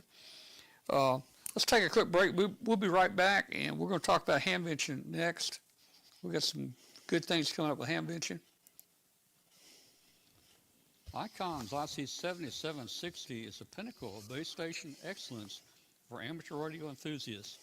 Designed to deliver unmatched performance, the IC7760 features state-of-the-art technology, exceptional RF clarity, and an intuitive interface, all housed in a sleek and durable design. This base station features a separate remote control head and RF deck, providing enhanced flexibility for installation. Place the RF deck closer to the antenna feed point, freeing up space on your desk. You can also connect a control head to the RF deck through your home network, enabling remote operation from anywhere in your home without needing a PC. Pair the IC7760 with a powerful IC-PW2 linear amplifier and take your contesting experience to the next level with ICOM's industry-first linear amplifier. Together, they redefine what's possible in amateur radio. For more information about ICOM's amateur radios, please visit icomamerica.com/amateur. Okay, let's see. James asked, how is my Portuguese? Well, I do know a little Portuguese, guys. You probably don't know a lot about me, but my job at FedEx was international. I managed the international telecommunications. All my work was outside the United States, in Europe, in Asia, South America, the Caribbean. That's where I went. I made a trip probably once a month for 34 years. I did that for 34 years. If you do one trip, one international flight a month for 34 years, that comes out about 400 international flights. And that was a lot. And that's the reason I don't like going on vacation anywhere. I was always gone to these places. Brazil speaks Portuguese, yes, and I know a little Portuguese. Bom dia. How's that, man? Did I do that right? Bom dia. Yeah. I wouldn't know. Bon dia. Yeah. Bon dia. It sounds Here's another thing. right. And here's another thing. All through South America, Mexico, Central America, Puerto Rico is Spanish, right? So it's Spanish. And I had a manager. This is a hard story to tell. I had a man. His name was. Let me start over. If you're a Spanish person, your name is Jose, right? Jose. Jose. Jose. But in Portuguese, it's not Jose. It's Jose. So every time I talk about Jose, people thought I was stupid. I didn't even know how to pronounce Spanish, but he was in Brazil. He's Portuguese. His name was Jose. And my manager in, say, Mexico was Jose. So see, there's a difference there. So I know two words in Portuguese, Jose and Bom dia. All right, that's all I know. Guys, I did that for 34 years. All right, where were we? Shame on James for getting me off the subject. Okay. We're going to talk about Hamvention. We're going to talk about Hamvention. Yeah. All right, Mark P's in here. He's in the chat room. Mark P, I had a diagram of the flea market map for outside. If you go up there, guys, just feature, for some reason I didn't get the map loaded here. But if you go up there, just feature the track. The track is part of the outside flea market.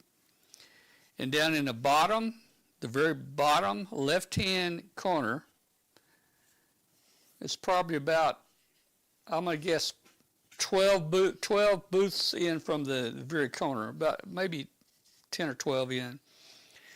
Mark's booth is 8820 and 8821. So if you're out there, southwest corner, bottom loop, 8220. Did I say 88 a while ago? 8220 and 8221. All right, that's Mark. Now we're going to have cameras set up there. We're going to have a Skycam set up so we can rotate that, and I can show Glenn stuck out there in the mud. And then Mark has got a camera set up there at the booth. And then we've got some roving reporters that are going to be walking around out there like they did last year. And they're going to be streaming. They're going to be streaming as they walk. We're going to see all the flea market stuff. And these are people that took a class at their school. I don't know what it was called. Maybe Mark can put it in the chat room. TV production. It's learning how to be I guess a TV producer, newscaster, or whatever. So they're going to be walking around out there and streaming. So with this software here, we can have 3 or 4 or 5 guys up at one time. We're going to try to schedule it where we don't have overlaps. Last year we had everybody wanted to do it at the same time, and everybody was streaming at the same time. And who do you listen to, this guy or that guy? So we're going to try to keep it separate. But we're going to do that streaming now.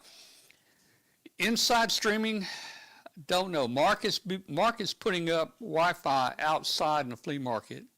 He says he can cover the entire flea market. Inside the metal buildings, probably not. But if a person has, if he's streaming by his phone, and he has a data plan or something,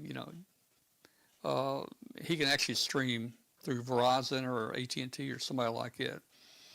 So at least we got the outside covered. So stop by if you need to charge your phone up, or go by and say hello to Mark P. He's in the chat room. TV Productions, what Mark said it was. Stop by 8220, 8221 and say hello to Mark. Charge your phone up if you need to. I think Mark is buying the drinks for everybody. I'm there. I'm in. Yeah. Of course, I don't drink anything stronger than pop. Of course, Pop would drink almost anything. That was a joke. Y'all were supposed to laugh. Okay. Anyway, you go by and see Mark and get on the camera, and we're going to have fun. We're going to stream it. Glenn, if we can arrange to have somebody get into your forum, we'll stream it. If we can't stream it, if somebody can record it and just get to Mark's booth, we can copy the file and Mark will send it to me and I can play your forum on here. So if somebody can just record it, that should be a pretty easy thing to do, Now my forum is at 1:30 on Saturday in Building 4, and it's going to be followed by book signings and meet and greet over in the ARRL area afterwards.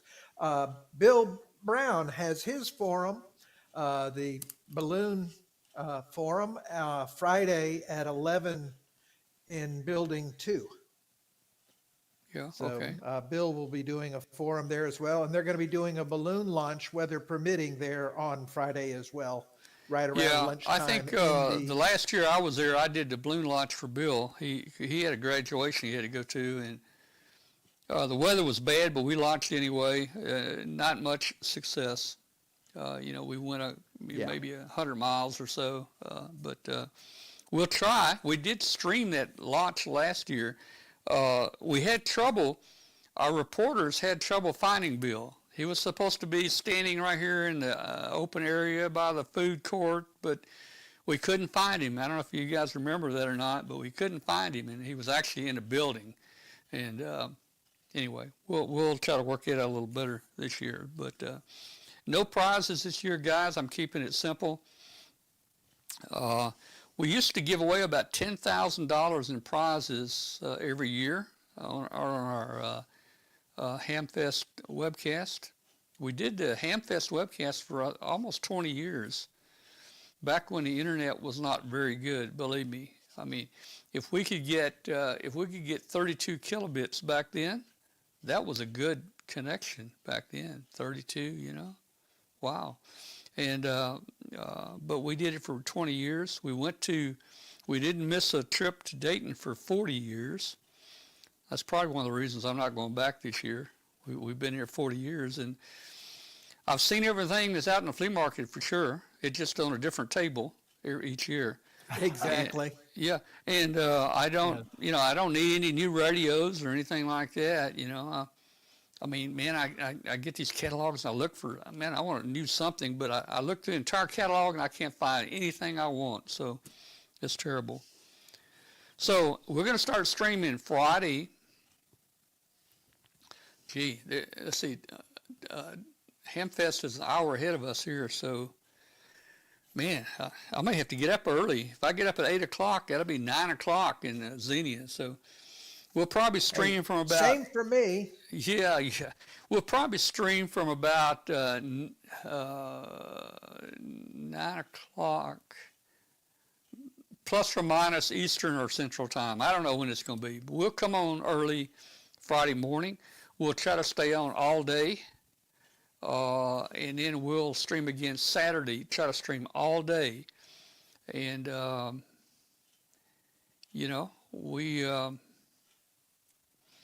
be interesting to see how many people want to join us and take part in this. We can have some fun during the webcast. All right. So the best part about this is Tom's not going to have any tickets in the barrel. Oh, man. So I got a chance. Yeah. They're wanting me to stream the drive to the studio. Well.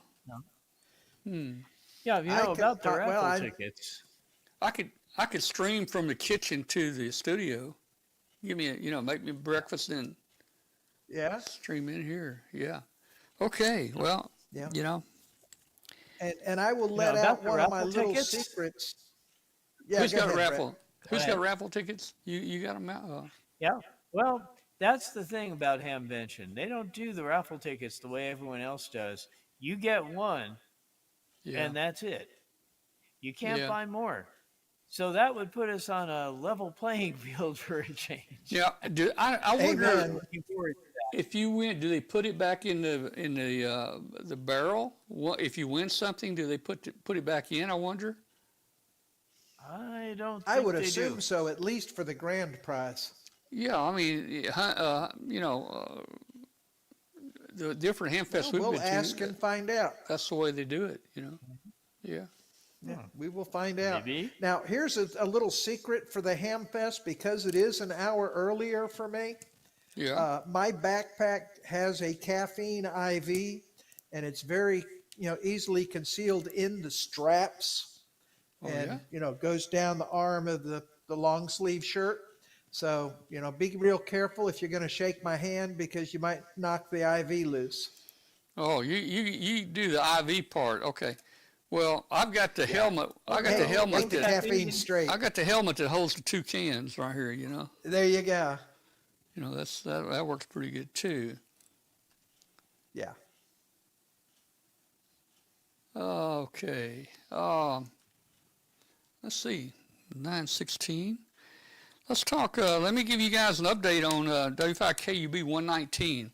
We're getting close to the finish line, guys. As I mentioned earlier, I gave a forum at the Russellville Hamfest, and we were going to do a balloon launch there, but the weather was bad. We couldn't do the balloon launch there, so we launched 2 days before Hamfest, and that balloon made it all the way to Kazakhstan, however you say it, and we lost it. We lost it there. Don't know why. Had a great time going over Ukraine. We had a lot of GPS spoofing and GPS jamming, and it was showing it on the ground on 500 miles from where it really was, and we finally got out of there, but we lost it in Kazakhstan. So I wanted to get them around the world, so we launched another one about 17 days ago, and it's done really well. I'm going to pull it up here and let you see it and show you where it is. So we're going to, in the next 30 hours, we should cross the finish line, and be lap one. Lap one will be completed. So let's look here and see where it is. So if you want to, you can just go to W5KUB.com to see the balloons, and click on balloon up there in the menu. And then it's been up 15 days, 12 hours, 18 minutes. Here's a map here that shows it. Here's a map on Sonde Hub that shows it. Let me see, let me zoom. Well, heck. I'm gonna do this. I'm gonna click here where it says see it on APRS. That's the best way to do it. All right, so here we're gonna look at it and see where it is. There it is. Looks like it's over the ocean. It's blue below us. We're at 71 miles an hour. The course is 61 degrees, and we're at 41,732 feet. Now, it's stayed within about 500 feet the entire 17 days. We haven't lost. I'm going to say that pretty much indicates we haven't lost a molecule of hydrogen gas. I mean, we are doing good. We've been up 17 days, and that balloon is flying right now the altitude it flew when we launched it. So let's just kind of zoom in here, or let's zoom out. I mean, I'm just going to do the scroll wheel, and we're going to zoom out, and we're going to see where it is. Okay, so you can see right there we're off the coast of. Yeah, let's see how many miles that is. I'm going to do over here and get the ruler, and I'm going to put a little click here. And I'm going to just drag that to, I'm going to drag that little thing right there over to the border, and we are 748 miles from the coast. 748 miles. Now, let's look at this on Sonde Hub. Let's look at this on Sonde Hub. AMATEUR amateur.hub.org. Let's look at this on Sonde Hub. Now, the interesting thing about Sonde Hub is, the interesting thing here is it has, we'll put our call sign in here. It's got to be capital or uppercase, W5KUB-119, and let's go, and let's see what it does. Okay, there it is again. I'm going to kind of zoom out a little bit. Okay, this is on a different site, but this is Sonde Hub. Now watch, I can click the float here. I can click the float button, and look what it does. It gives me the NOAA prediction. See the NOAA prediction right here? It tells me where its path should be, and it's been pretty accurate there. So we're almost going to go over the launch site right here, and then we're going to take a curve and we're going to go down through Florida and then back out over the Atlantic and start our lap 2. I honestly think we're going to get multiple laps out of this balloon. I don't know. You know, our best flight was 450 days, 25 times around the world. This balloon's looking good to me so far. So I think we're gonna be okay, unless we hit a storm. Now we're only flying at 41,000. There are some storms that are right down here at Baja California. There are some storms right about where we're going to pass over that are at 36,000 feet, and we're at 41,000. So that isn't a lot of tolerance to play with there. We could get pulled down in here and not even complete our lap around the world, but I think we're going to make it, to tell you the truth. So that's the update there. We'll have a big celebration for the Arkansas River Valley Amateur Radio Foundation here. And let's see what the, on Sonde Hub here, this is the prediction. Let's see, that's the prediction. If you click on the little dots on the prediction, it should show you, some dots, there we go. It says, that point there, we're going to be there in 28 hours. We should be right over Memphis area in 28 hours. So, wow. That's tomorrow night, plus 4, tomorrow night plus 4. Man, we're going to make it, I think. We're going to make it. All right. That's the update on 119. What about your solar panel backer? No, but I'll get it right here. Mark and his son made this. And let me get it. It's a platform for the solars.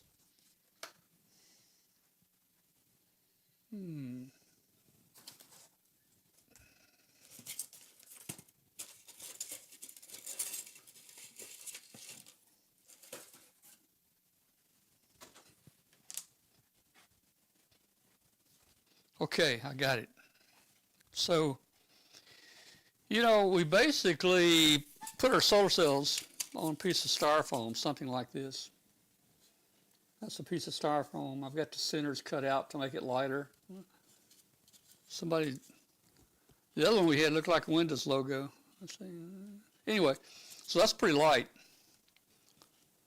That's about 3 grams. So Mark P. and his son took some NASA plans and printed some 3D platforms here with little triangle shapes in here. Now, believe it or not, this thing is very thin, but it's pretty strong. And I haven't tried to put any solar cells on it yet. Possibly we can super glue them on here. Hopefully we can super glue them on here. They glue really well with some adhesive to something like this. Now, this is about 3 grams, and this is about 3 grams. They both weigh almost identical. So you can see, and they're pretty close to the same size. Let's see. Yeah, pretty close to the same size right there. Now, how will that work at altitude? Will that plastic get brittle? Well, I don't know. I have no idea. In fact, I'm experimenting with some very thin. I bought me some nitron wire and made me, a cutter, a styrofoam cutter, and this is about a 1/4 inch thick, to hold weight down. And look at this one. This one's even thinner. This is about less than 3/16. Yeah, it's a lot less. So I'm not sure how it'll hold up, There's a lot of UV up here. The UV is very strong up there at that altitude. We don't have the clouds in the atmosphere to help filter out and block the UV. Anyway, thank you, Mark P. You may want to print that lettuce in something like ABS, which is UV resistant. I don't know what this is printed in. Mark says no problem. These will have no problem. I wonder if I'll have a problem. Yeah, acrylic. As long as they're dry, they won't have a problem. These won't have a problem.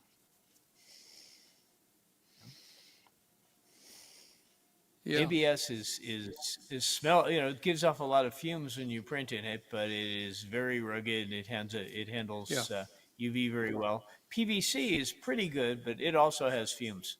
So this one here, I forget. I think this one weighs about 5 grams or more, and it's a little thick. It's a little thicker. And then he made another one about half that thickness. This looks like it's about, I don't know. That's a little over 1 millimeter thick. It looks like. I don't know. Anyway, this one's thinner, and same size, but a lot thinner. And it comes in about 3 grams, where this one comes in at 5, and this one comes in about 3. And what I also can do is I can probably cut out some of these. They're so thin and small, they probably don't make much difference. That's what I was thinking. I could cut some of these out with some cutters, that I don't need to glue on top of and make it lighter. Of course, I don't want to weaken the structure of it. But anyway, thank you, Mark P. and Son, for doing that. and we'll see how it goes. Yeah, I'm looking forward to seeing those perform. Yeah. All right. Well, that's about end of the show here, guys. You've been watching the Amateur Radio Roundtable, a show about ham radio, amateur radio, shortwave electronics, and house selling, and what else we do tonight? Something else. I don't know. Anyway, congratulations. Tower climbing and tower climbing, yeah. Yeah, tower climbing, tower building. Yeah.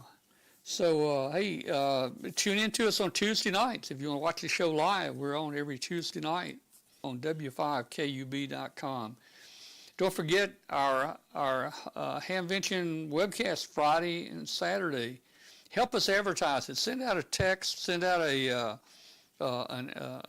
tweet, whatever you call it now. Send out an X. Let people know. Let's see if we can get some people on here watching it. If you don't go, it'd be kind of cool watching, and we'll have some fun from the studio here. Yep. 73 to everybody, good night, and we'll see you next week. 7-3. All right, well.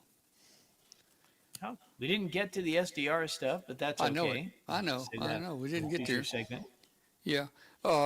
So we'll leave the stream up just for another couple minutes because there's a few people out there that they like seeing behind the scenes, you know?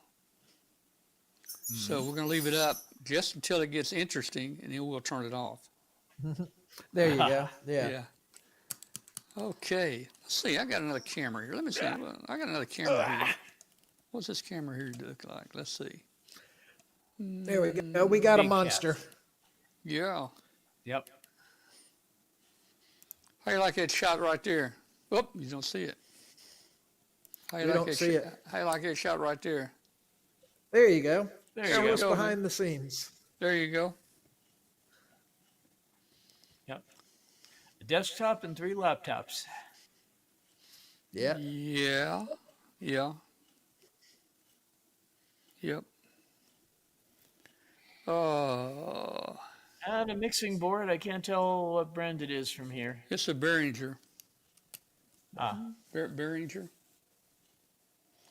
And then under that first laptop there, we've got a 4-channel UHF wireless mic system. And then on top of it, under that laptop, we have a I think that's a Behringer. It's a Composer Pro compressor.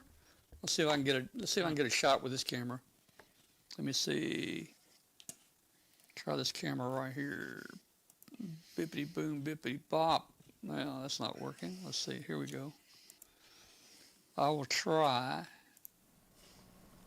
Let's see. There you are. Yep, I got to turn the camera has the mic off in it. Where lost it. There it is. Okay, that's off. Okay, so you can see the compressor above the wireless mic.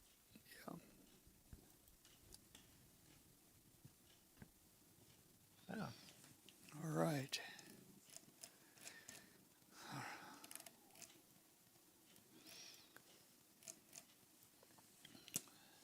And there's your diagram of your in-fed. Oh yeah. I guess you're. Yes, Let me get off of that. Yeah. You're trapped multiple half wave. Yeah. Okay. All right. Well, I guess let's play the round table song, and then I'll cut the video off. And it's got a little spiel at the end here, telling people to watch the show. Let's see if this works.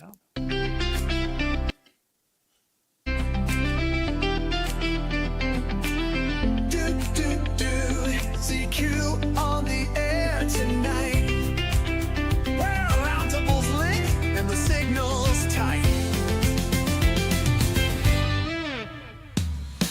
Per static fades, I twist the knob. The shack comes alive. This is my job. LED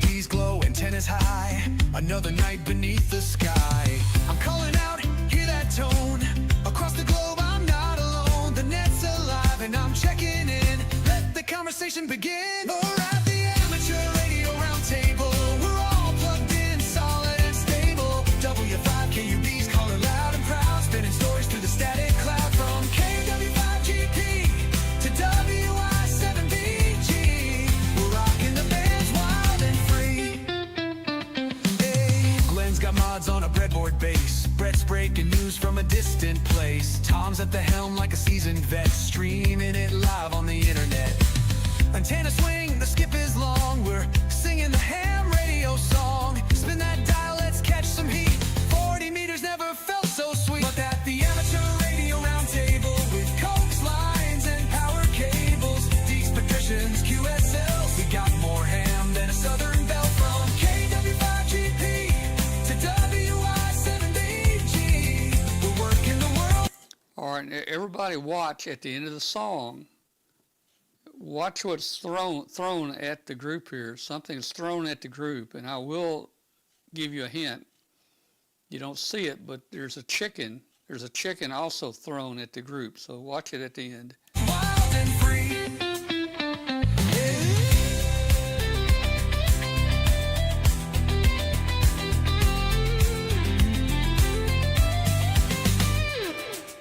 Well, yeah, rockin' worldwide.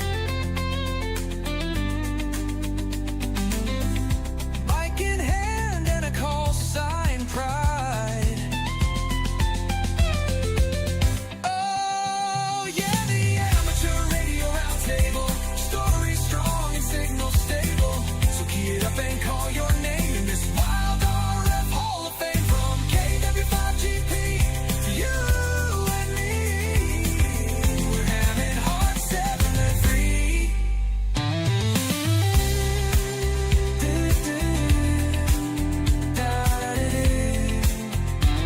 CQ out.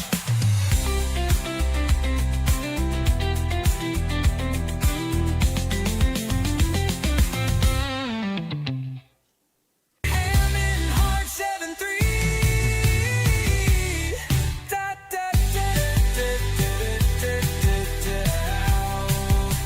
out.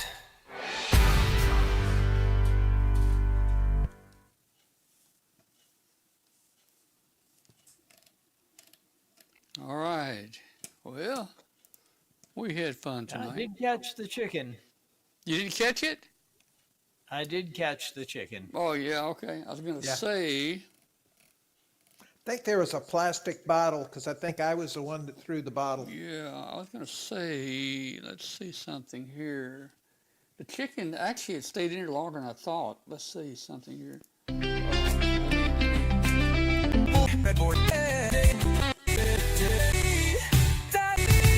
Yeah, if you look right down here in the bottom, you can see the yellow chicken with the red, Yep. whatever. What do you call that? Comb. Comb. Yeah, comb. Comb, Well, you're a that's bird it, man, yeah. so you know what that is. Yeah. Oh yeah, my wife just got all these baby quail. Yeah. All right. Out. Yeah. All Yeah, right. the baby quails are about the size of peeps, only they actually peep. Yeah. Oh man. Okay. Good night to everybody out there in whatever internet land. We'll see you next week. Right. All right. Let's see. Stream.